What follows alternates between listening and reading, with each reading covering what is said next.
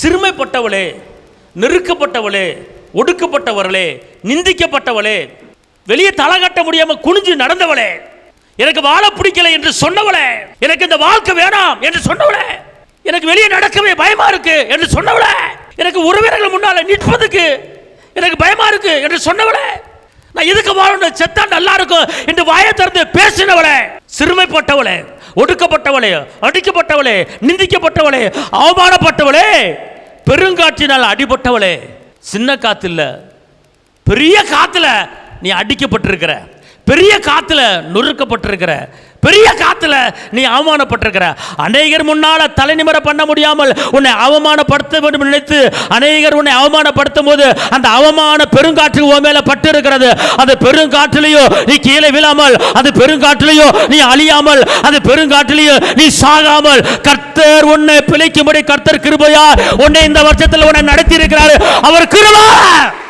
பெரியது. அல்லேலூயா. பெருங்காற்றினால் அடிபட்டவளே, தேற்றரவளானாய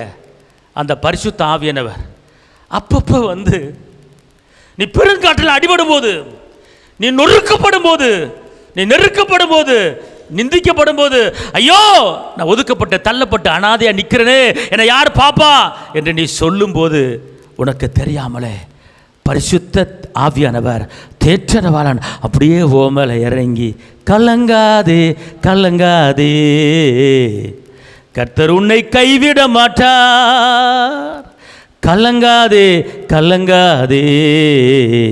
கர்த்தர் உன்னை கைவிட மாட்டார், உலகத்தின் வெளிச்சம் நீ எழுந்து ஒளி வீசு, மலை மேல் உள்ள பட்டணம் அது மறைவாக இருக்காதே என்று சொல்லி வாக்குத்தத்தங்களை சொல்லி சொல்லி தேற்றரவாளன் பரிசுத்த ஆவியானவர்